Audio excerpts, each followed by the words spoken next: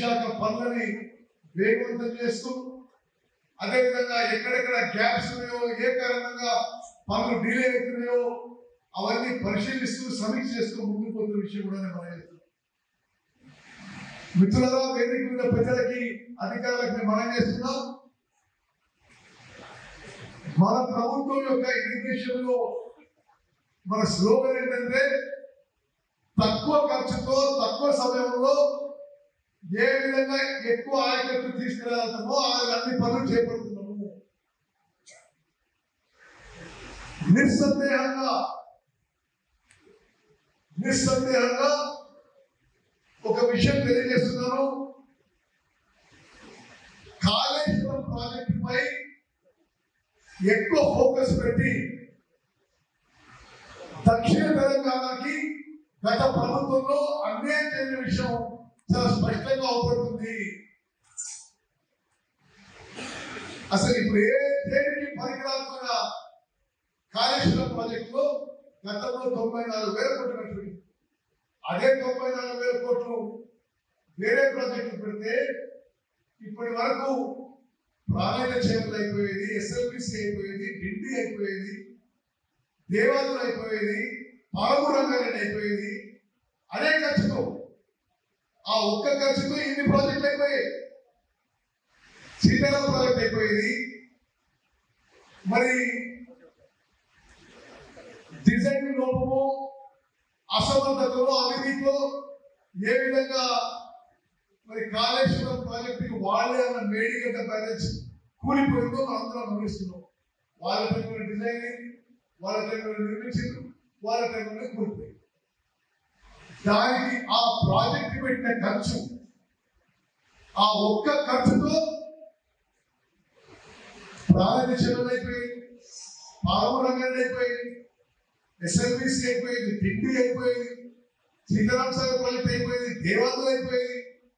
ఇన్ని ప్రాజెక్టులను నిర్లక్ష్యం చేసి ఉదయ సముద్రం అయిపోయింది. అదే ఖర్చుతో ఇన్ని ప్రాజెక్టులు అయిపోతుంటే వీటిని నిర్లక్ష్యం చేసి దాని మీద ఫోకస్ చేసి తెలంగాణ రాష్ట్రానికి, తెలంగాణ ప్రజలకి, తెలంగాణ రైతాంగానికి అన్యాయం జరిగిన విషయం కూడా యావత్ తెలంగాణ ప్రజలు, రైతులు గమనిస్తారు. 55 లక్షల ఎకరాల్లో 127 లక్షల మెట్రిక్ టన్నుల ధాన్యం పండించడం జరిగింది. అంటే రెండు కలిపితే 280 లక్షల మెట్రిక్ టన్నుల వరి ధాన్యం ఈ కాంగ్రెస్ ప్రభుత్వం అధికారం వచ్చిన తర్వాత పడడం జరిగింది. ఇది తెలంగాణలోనే రికార్డు. ఉమ్మడి ఆంధ్రప్రదేశ్ లో కూడా ఇంత పడ్డారే. భారతదేశంలో 29 రాష్ట్రాల్లో అత్యధిక వరి పంట ఈ రోజు మన కాంగ్రెస్ ప్రభుత్వం వచ్చిన తర్వాత తెలంగాణలో పండిన పంట చెప్పి మనం పండిన పంటలో పోయిన వానాకాలం పంట ప్రతి కొనుగోలు కేంద్రంలో ప్రతి గింజ మరి రైతులకి మేలు జరిగే విధంగా కొనుగోలు చేయడం జరిగింది. సన్న రకాలకి 500 రూపాయలు బోనస్ ఇచ్చినాం. అదేవిధంగా ఇప్పుడు యాసంగి పంటకి కొనుగోలు విషయంలో కూడా అన్ని విధాల జాగ్రత్తలు తీసుకోవాలి, అప్రమత్తంగా ఉండాలి. అందరం కూడా ప్రజాప్రతినిధులు, అధికారులు కూడా అంతా సమిష్టి కృషితో తెలంగాణలో యాసంగి పంట చివరి గింజ కొనే వరకు, చివరి రైతుకి ఎంఎస్పీ బోనస్ వచ్చే వరకు మన అందరం కూడా అలర్ట్ ఉండాలి, పనిచేయాలని చెప్పి మీ అందరికీ రిక్వెస్ట్ చేస్తున్నా.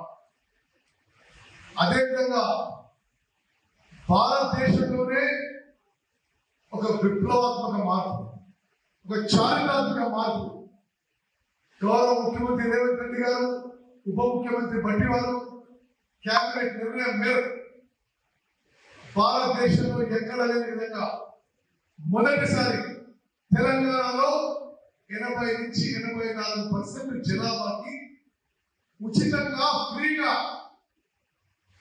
ప్రతి మనిషికి 6 కిలోల మంచి క్వాలిటీ సమృద్ధి ఇస్తుంది. ఇది దేశ చరిత్రలో మొదటిసారి చెప్పిన మాట.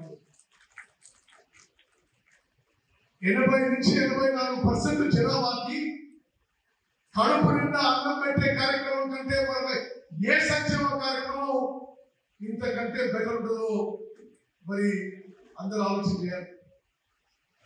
గతంలో ఇచ్చే దొడ్డు బియ్యాన్ని 80-90% జనాభా తినకపోయేవా. అది రీసైక్లింగ్ కి, పోల్ట్రీ ఫార్మ్లకి, బీర్ కంపెనీలకి, అక్రమ వ్యాపారాలకి దోహదపడి ఎంపీలు ఎమ్మెల్యేలు అందరూ కూడా తెలిసిన వాళ్ళు. అలాగే మన చౌహాన్ గారు ఈరోజు దిశగా మన జిల్లా ముఖ్యులు వారికి స్వాగతం. రావు గుర్జ గారికి, స్థానిక కలెక్టర్ జిల్లా గారికి, పవార్ గారు, అలాగే హనుమంతరావు గారికి, మిగతా అధికారులందరికీ, ముందుగా మా క్యాప్టెన్ గారికి. ఎందుకంటే ఇప్పుడు ఏ రోజు ఖాళీగా ఉండకుండా ఒకరోజు ఇరిగేషన్ ప్రాజెక్ట్ నిన్న దేవాలయాలకు పోయిండు, అంతకుముందు ఒకరోజు బాలాపూర్ పోయిండు, ఈరోజు ఇక్కడ రివ్యూ పెట్టుకున్నారు, ఒకరోజు సన్నబియ్యకే రివ్యూ పెట్టుకుంటారు. ప్రతిరోజు ప్రజా సమస్యలు ఆ శాఖల మీద ఏ విధంగా దీన్ని కంప్లీట్ చేయాలి. బిల్డింగ్ ప్రాజెక్టు 2014 మన గవర్నమెంట్లో స్టార్ట్ చేసి చెండింగ్లో ఉంది. అది పూర్తయితే కాంగ్రెస్ పేరు వస్తుంది, వెంకటరెడ్డి గారి పేరు వస్తుంది. ఛానల్ పూర్తయితే ఇంకో ప్రాజెక్ట్ పూర్తయితే ఇంకోటి పూర్తవుతుంది.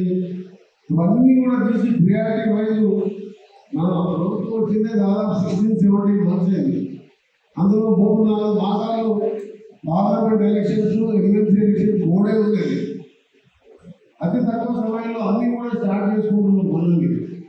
దానికి జిల్లా కలెక్టర్ గారు, వారి సిబ్బంది, మీరు చేస్తున్న పనికి ప్రభుత్వం తరఫున పర్సనల్గా నా వ్యక్తిగతంగా కూడా మీ అందరూ కూడా ధన్యవాదాలు తెలియజేస్తున్నాను.